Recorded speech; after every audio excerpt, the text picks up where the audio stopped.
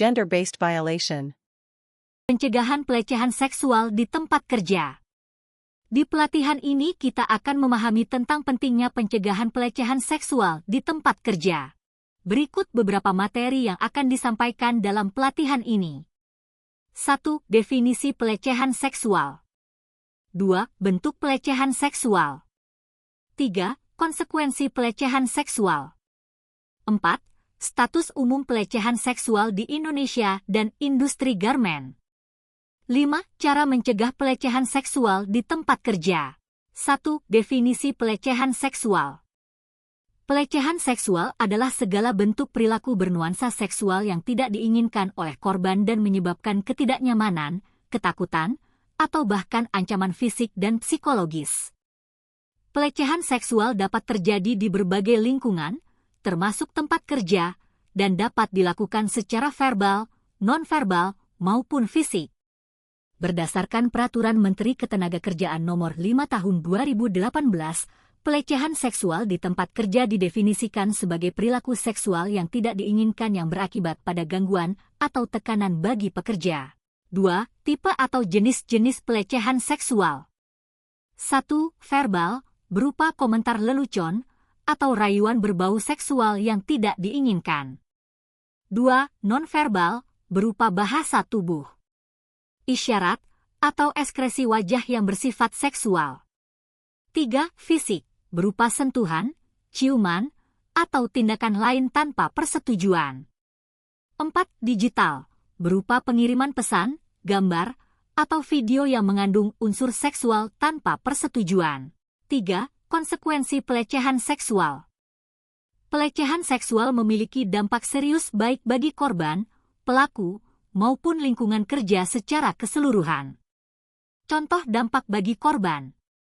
1. Dari sisi psikologi, korban akan mengalami stres, kecemasan, trauma, depresi hingga gangguan kesehatan mental.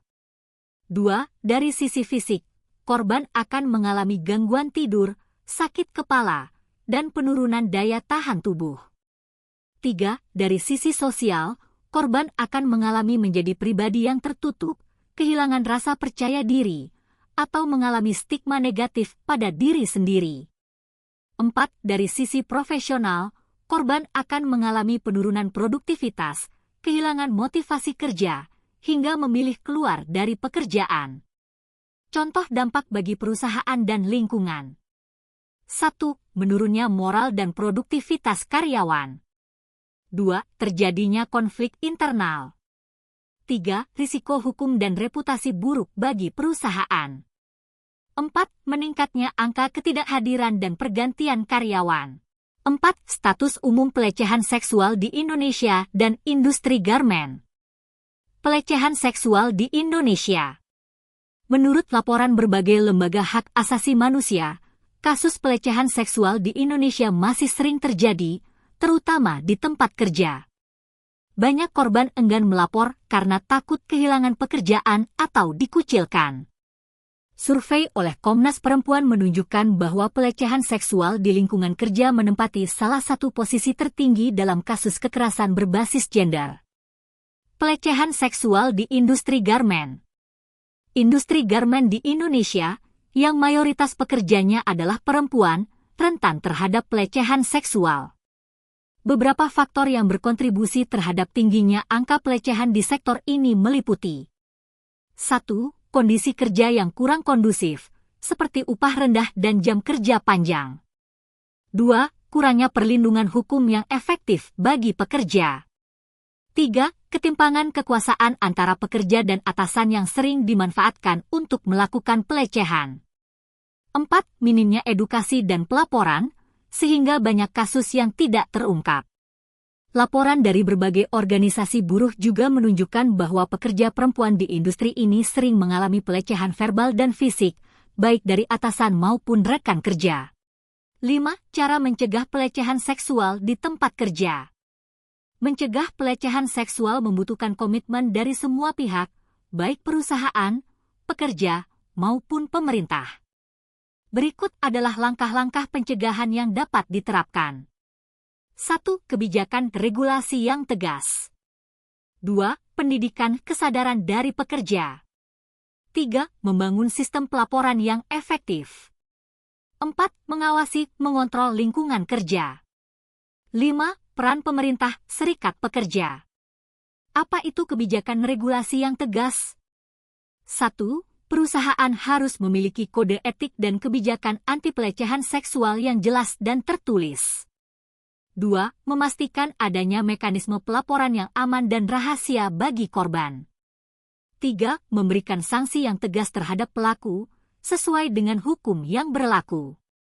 Apa itu pendidikan kesadaran dari pekerja? 1. Melakukan pelatihan rutin tentang pelecehan seksual dan cara mencegahnya.